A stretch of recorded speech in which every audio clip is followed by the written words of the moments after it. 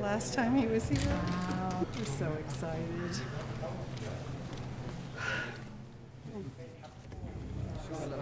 He's a big boy now. He's 15.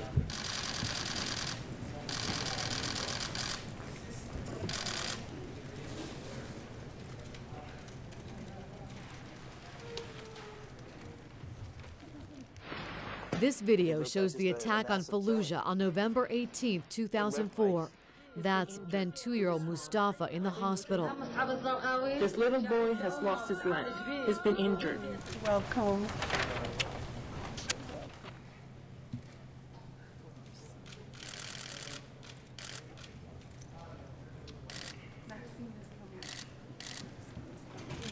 She's not really 100% feel like she's here. She's so excited to help her son. Yeah, she's happy.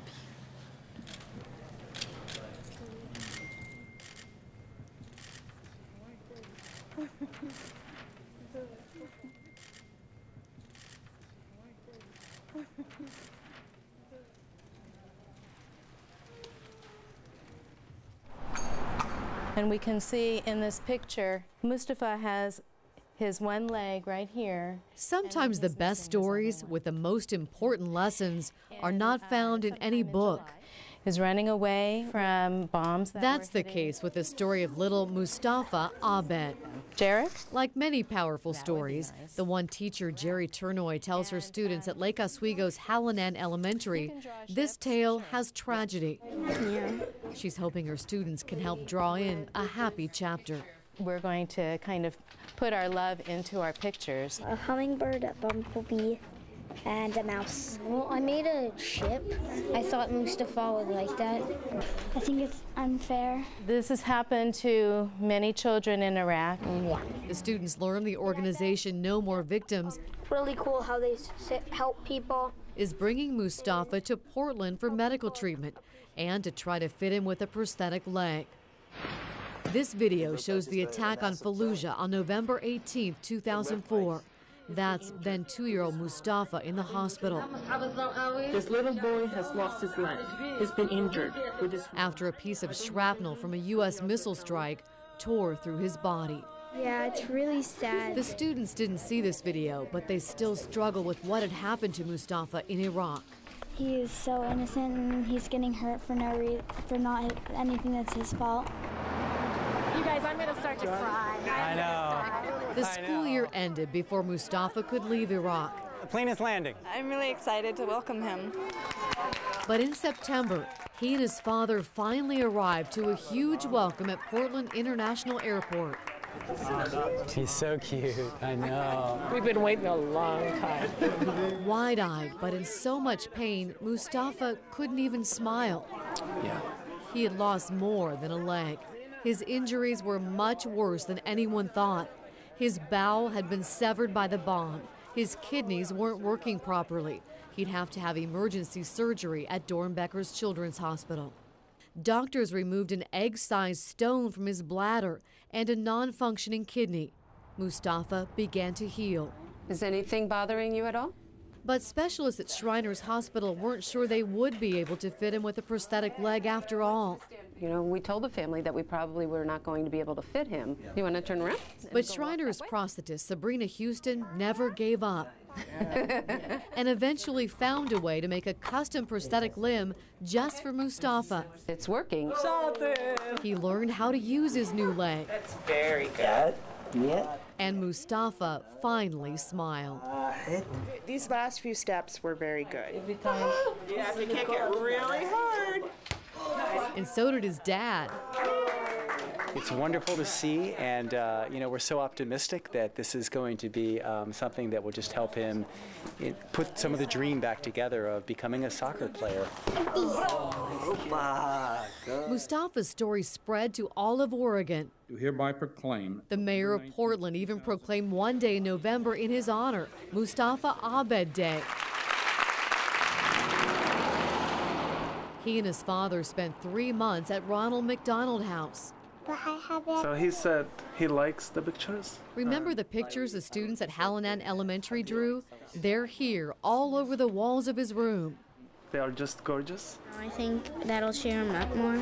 Mustafa's story touched students from elementary school Very nice. Hi, Mustafa. to high school. We made you a quilt. Students from Franklin High School presented Mustafa with a friendship quilt. Thank you to everybody did this gift for me. It's something special to see this happen. The ending to Mustafa's story is yet to be written, but the chapters spent in Oregon have taught all who met and even heard about the little boy injured in Iraq, the human cost of war, and the power of compassion.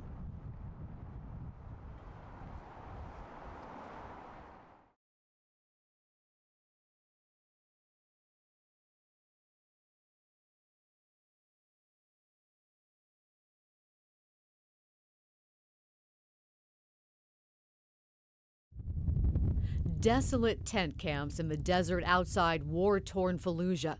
It couldn't look or feel any more different from Oregon.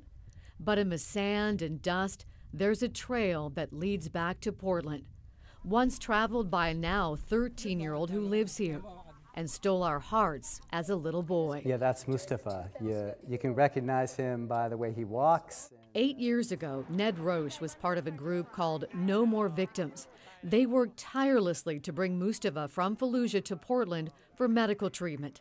Over the years, they lost track of him until last weekend when they saw this PBS NewsHour report. 4 years later, he was taken to Oregon to be fitted with a prosthetic leg. And there was Mustafa. Absolutely shocking, because this is someone we had all fallen in love with. This is someone who entered our hearts. Plane is landing. I'm really excited to welcome him. He's so cute, I know. We've been waiting a long time. It was 2008. Nate and his group were at PDX to welcome 6-year-old Mustafa Abed and his father to Portland. Mustafa was so badly injured, he couldn't even smile. When he was 2, shrapnel from an American missile strike tore through his body. This little boy has lost his leg. He's been injured. His bowel was severed. One kidney wasn't working, and he'd lost a leg. When he arrived, Mustafa's condition was worse than they thought. And he was dying, and 3 days later, he's in emergency surgery, and the wonderful surgeons at Dornbecker saved his life. After he was treated at Dornbecker Children's Hospital, Shriners fit him with a custom-made prosthetic limb. Mustafa worked hard and learned how to use his new leg, and finally smiled. It's wonderful to see, and we're so optimistic that this is going to be something that will just help him put some of the dream back together of becoming a soccer player. Oregon embraced him. He made headlines across the state. Hereby proclaim. And then Portland Mayor Tom Potter even declared a day in November of 2008, Mustafa Abed Day.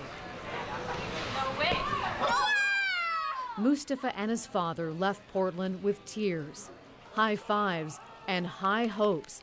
Mustafa had his smile back. But the dream of a better life wasn't to be.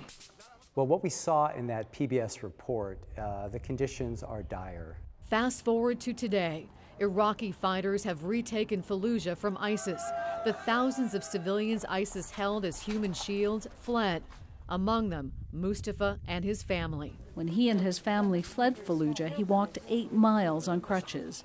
Here, he can't even get catheter tubes. Ned hopes Oregonians can help. So what we hope to do is meet his immediate medical needs, and there are many. First of all, he needs colostomy bags because of the severe internal injuries he suffered. 8 years ago, Oregon wrapped young Mustafa in love. Children drew pictures.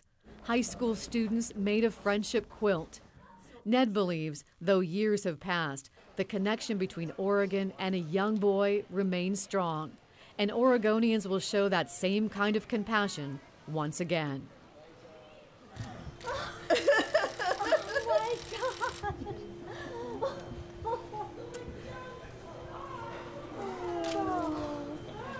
Oh my God! There's Zidane.